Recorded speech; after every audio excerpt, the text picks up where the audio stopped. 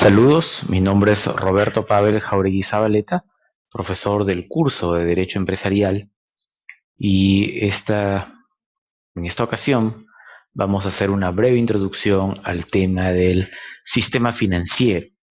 Tres preguntas que debemos tener en cuenta mientras desarrollamos esta sesión son las siguientes. En primer lugar, ¿qué es el sistema financiero? En segundo lugar, ¿cuál es su función? En tercer lugar, ¿cuál es su impacto en nuestra sociedad?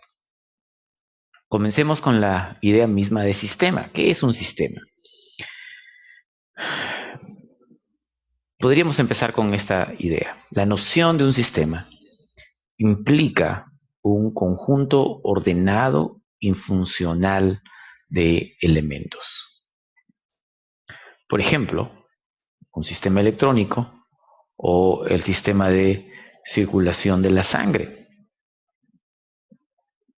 Cuando traspasamos esta idea al caso del sistema financiero, debemos tener en cuenta un conjunto de elementos como recursos, como funciones, como agentes privados, órganos de control, usuarios, regulaciones, todos estos articulados de manera funcional. De modo que en ese sistema los agentes privados, a través de actividades de intermediación financiera, van a canalizar recursos bajo la regulación y fiscalización de los órganos de control. Pero todo esto se va a dar dentro de un marco normativo que va a ser expresión del Estado de Derecho. Esto revela una de las características del mercado financiero.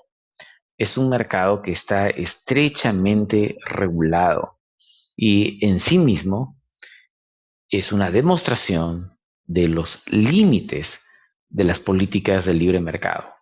Demuestra hasta dónde puede llegar el libre mercado y que no es totalmente operativo, en todo caso, dentro del sistema financiero, de una forma pura, ya que un mercado financiero sin regulaciones es el camino más corto hacia una crisis financiera. Una expresión de esta intensa regulación se manifiesta en el papel de la SBS y en su relación con los agentes financieros. Los agentes privados de intermediación financiera no pueden ser constituidos sin una previa aprobación de la SBS, por ejemplo. Incluso la resolución del superintendente de banca y seguros sobre ese tema es inapelable. Las empresas del sistema financiero se definen por estar bajo la supervisión de la Superintendencia de Banca y Seguros y que tienen como objeto de negocios actividades centradas en o derivadas de la intermediación financiera. La característica fundamental de las empresas del sistema financiero es su objeto social, es decir, el intercambio de dinero, el mismo que va a adoptar la forma de ahorro. O sea, dinero dentro del concepto que regulamos del sistema financiero es el equivalente de ahorro o tiene validez o importancia en la medida que trata acerca del ahorro.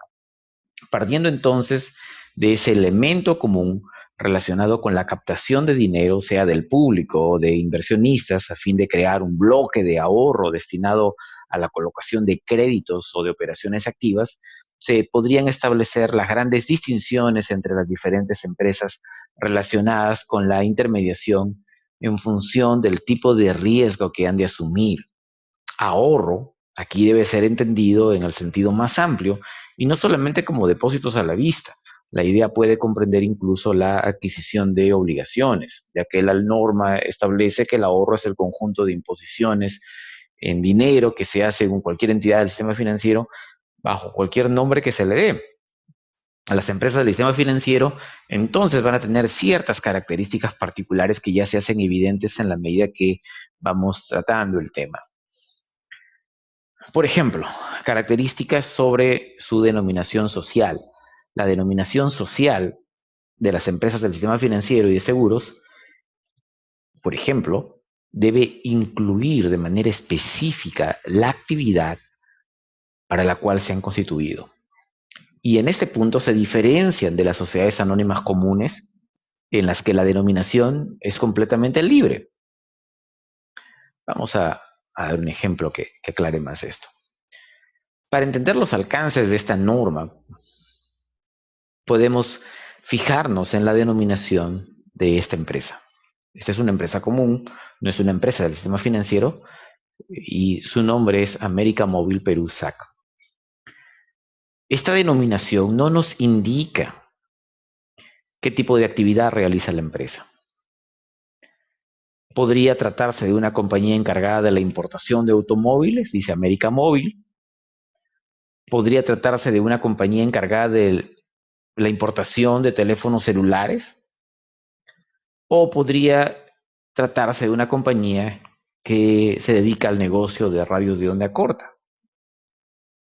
Recién cuando nos fijamos en su nombre comercial, el más conocido, reconocemos que se trata de una empresa de telefonía, ya que este es el nombre, digamos, legal de esta empresa que conocemos como Claro en el Perú.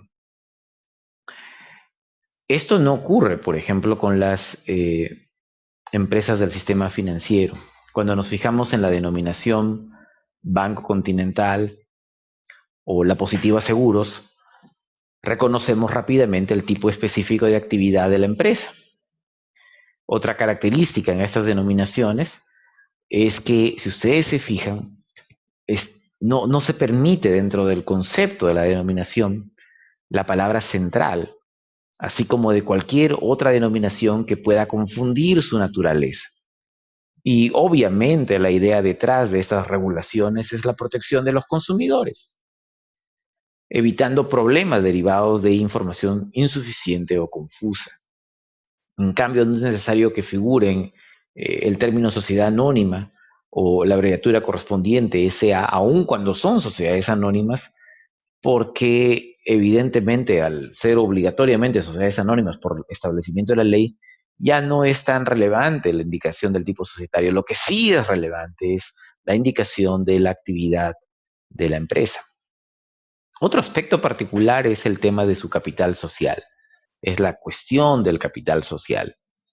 Tobar García, en una investigación del año 2007, muestra que hay una estrecha relación entre el capital social y el desarrollo financiero, ya que juega un papel fundamental en la formación de confianza entre los agentes participantes. Y esa es una razón suficiente para que se establezcan normas estrictas sobre este punto. Por ejemplo, a diferencia de las sociedades anónimas comunes, las que se dedican a la actividad privada de cualquier otro rubro, las empresas del sistema financiero requieren un capital mínimo para poder constituirse. Es decir, un capital mínimo legalmente establecido. En una empresa que se dedica a cualquier otro tipo de rubro, agroexportador, de servicios, etcétera, el capital mínimo está fundado en la razonabilidad, en el plan de negocios.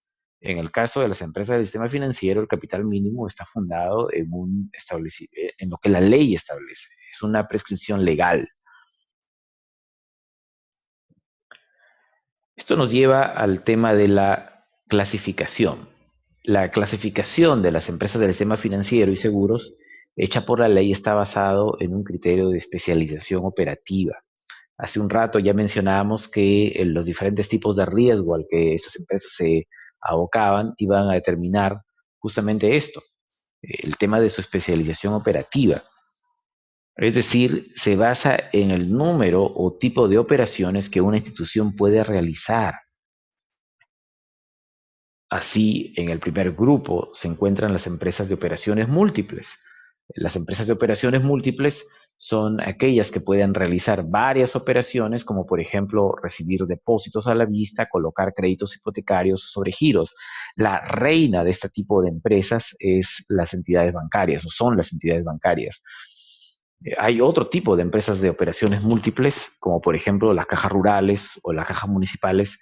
Sin embargo, eh, la principal empresa de operaciones múltiples son los bancos, o es la bancaria, que puede hacer todas las operaciones, están reguladas por la ley. En el caso de las otras, pueden acceder a algunos de esas operaciones y en todo caso, si quieren aumentar el rubro de operaciones o la cantidad de operaciones que pueden hacer, requiere ingresar a un sistema modular de operaciones que permite a través de una serie de calificaciones de las empresas ir aumentando el marco de operaciones que pueden brindar a los usuarios. Tenemos también empresas de servicios especializados como las empresas de capitalización inmobiliaria, arrendamiento financiero, factoring, afianzadoras, empresas de servicios fiduciarios. Y la característica en este caso, como su nombre mismo lo dice, es que según su objeto social se dedican a un tipo muy particular de operaciones. Tenemos también en un tercer grupo la banca de inversión, que es aquella que va a estar enfocada en las operaciones o actividades de intermediación directa. En los otros dos casos, lo que estamos viendo es más bien operaciones de intermediación indirecta. Y en un cuarto grupo tenemos a las empresas de seguros, cuyo principal objeto es la conformación de capitales que van a estar diferenciados en función del tipo de riesgo. Por ejemplo, riesgos que tienen que ver con la vida, la salud, el patrimonio, a fin de establecer mecanismos de resarcimiento económico. En resumen, entonces, nuestra ley divide las empresas del sistema financiero en cuatro grupos. Tenemos empresas de operaciones múltiples, empresas especializadas, bancos de inversión y empresas de seguros. Vamos a ver ahora algunos aspectos sobre la regulación y control del sistema. Se había mencionado que el sistema financiero incluye elementos que lo regulan y lo controlan, es decir, que lo supervisan. Y cuando hablamos de supervisión entendemos por esa serie de tareas como observación, regulación, etcétera, que permiten controlar un proceso o una actividad. La existencia de tales órganos no debería parecernos extraño, ya que una de las características de la intermediación financiera es que es una actividad que debe ser y que es supervisada. La importancia de la supervisión no debe ser subestimada, toda vez que una serie de estudios confirman su relevancia y su necesidad a fin de conservar la salud del mercado financiero. Por ejemplo, Arsbach en el año 96, un estudio hecho por él, recuerda que a partir del año 93 los derechos nacionales marcaron avances muy importantes, sustanciales, hacia un mercado común bancario, enfocándose en la armonización de los estándares mínimos en las disposiciones de control bancario de los diferentes países miembros de la Unión Europea. Es decir, este aspecto del control se convirtió en una columna vertebral, una columna medular para establecer un punto de consenso para el establecimiento de este mercado común. Al igual que Europa, en América Latina se sugieren planteamientos acerca de regulaciones mínimas que permitan un intercambio más sencillo entre los miembros del Mercosur, de modo que el nuevo escenario de las intermediaciones es el de la globalización financiera.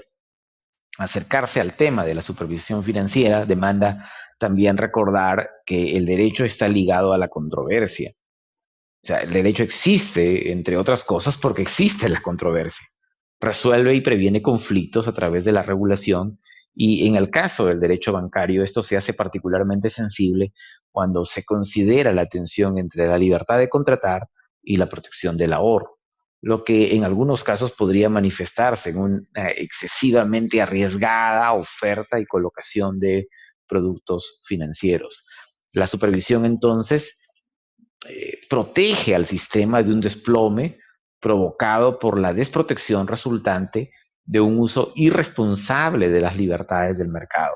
No resulta entonces extraño que en el caso de la Comunidad Europea se enfatizara el desarrollo de mecanismos de supervisión, como por ejemplo la estandarización de balances y cuadros de resultados de las entidades bancarias. Se podría resumir lo dicho hasta ahora de la siguiente manera. La necesidad de supervisión del sistema financiero busca asegurar la estabilidad económica y la salud del mercado financiero a través de el tratamiento de la tensión que la norma apunta a resolver, que en este caso es la existente entre el ejercicio de libertad de contratación y de empresa por parte de los bancos y la necesidad de protección del ahorro, es decir, del público usuario. Sin embargo, es interesante ver los diferentes ángulos que puede tomar este tema. La estabilidad económica no es la única razón de la supervisión. Si miramos el fenómeno desde otro ángulo, podríamos percibir otros puntos de tensión que, aunque están estrechamente ligados a los tratados hasta ese momento, merecen una consideración aparte.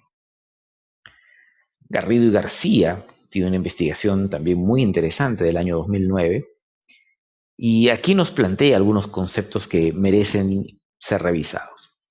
Se trata de la tensión de poder entre los agentes bancarios y financieros y los consumidores, usuarios propiamente dichos.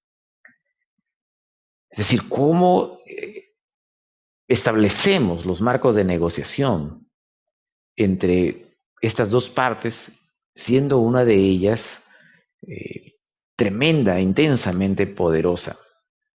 Dicho de otro modo, los agentes financieros representan bloques de poder económico y conocimiento enormemente desproporcionados en comparación con el que manejan la mayoría de sus clientes. En pocas palabras, hay una gran desigualdad de capacidad de negociación entre el KfW de Alemania y un ciudadano que desea abrir una cuenta cero mantenimiento con 100 soles. Esta desigualdad no solamente es patrimonial, sino que incluye la capacidad de asimilación de los términos bancarios, tasas de interés, estipulaciones contractuales, a tal punto que la ausencia de supervisión podría comprometer los derechos de los usuarios. Por todas estas cosas, es necesario establecer un sistema de regulación. Los más importantes órganos de control son tres en el caso del Perú: la SBS, el Banco Central de Reserva y la Superintendencia del Mercado de Valores. En primer lugar, la Superintendencia de Banca y Seguros le va a corresponder defender los intereses del público, pero lo va a hacer cautelando la solidez económica y financiera de las personas naturales y jurídicas que están sujetas a este control.